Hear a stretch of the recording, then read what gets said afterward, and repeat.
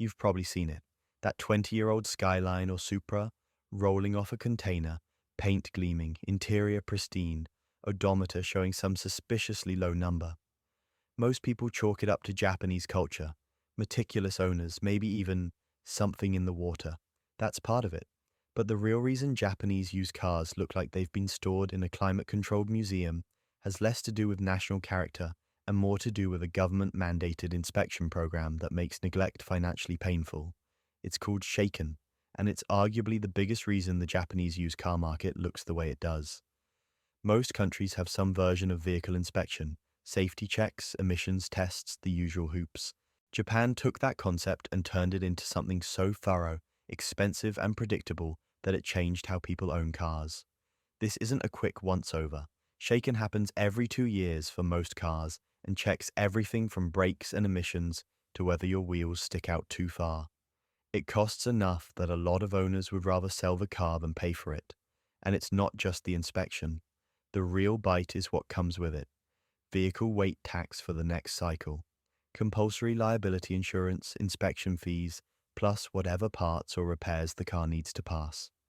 For a typical passenger car handled through a shop, you're often looking at 100,000 yen to 200,000 yen, sometimes more depending on age and condition. Translate that to a few hundred, up to a couple $1,000s every 2 years, and you start to understand why Japanese owners don't let small problems slide. That's where the incentive structure kicks in. In a lot of countries, you can ignore a weird noise, push tires a little longer, defer alignment, wait on brakes. In Japan, that wiggle room is smaller. When Shaken comes around, they aren't just eyeballing roadworthy. They measure, they test emissions, they look for leaks, worn components, play in joints, condition under the car. If your modifications push you outside legal limits, you fail. And failing means paying to fix it, then paying to come back. So owners do something that looks almost alien elsewhere. They fix problems early. Not because they're obsessive, because the math punishes waiting. Oil leaks get handled. Tires get replaced before they're borderline. Brakes don't get run down to nothing. It's not virtue. It's economics. Now layer on timing. Private passenger cars get their first Shaken at 3 years, then every 2 years after that. 3 years is nothing. Barely enough time for a car to develop meaningful issues. Then every 24 months, like clockwork, you're forced back through the system. Compared to markets with lighter inspections, or none at all, Japan doesn't give entropy much room to build momentum. But here's the part that shapes the used car pipeline. Because Shaken is predictable and expensive, it creates decision points. Your car is coming up on inspection. You know it'll need tires, maybe suspension, maybe emissions work. The quote comes back at 180,000 yen. Suddenly selling the car before that bill hits starts looking pretty attractive, especially once the car is older and you've been thinking about upgrading anyway. So you sell it, and because you've been maintaining it to avoid worse Shaken surprises, the car you sell is usually clean. That car hits the auction block. Dealers buy it, exporters buy it. It gets shipped overseas and someone sees a 15-year-old car that looks like it's 5 years old and thinks, Japanese owners just take better care of things. True, but incomplete. They take better care because the system punishes them if they don't. This cycle repeats constantly. Cars turn over faster because ownership has a recurring keep paying or walk away moment. The result is a steady flow of well-maintained vehicles into auctions and export channels.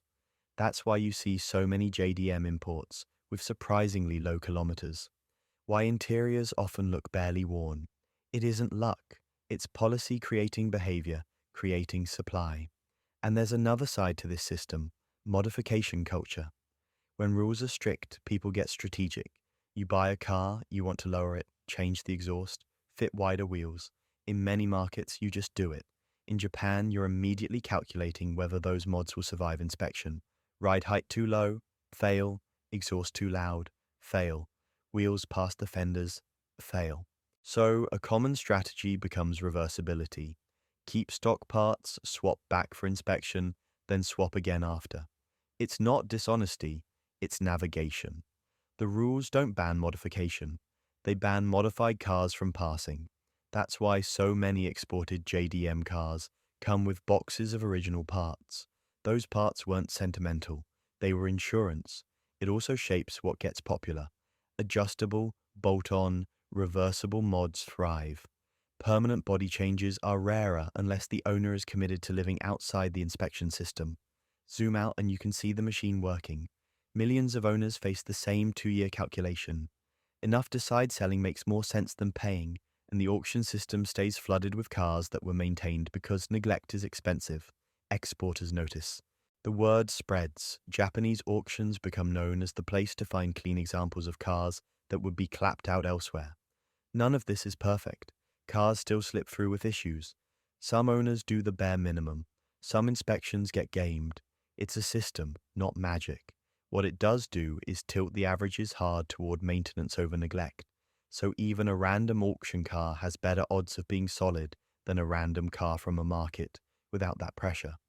There's one more underrated effect. Shaken makes age less important than condition.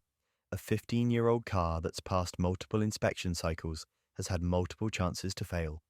If it's still on the road and still passing, that's a meaningful signal. Compare that to a 15-year-old car in a place with no inspection. Could be great, could be held together with hope.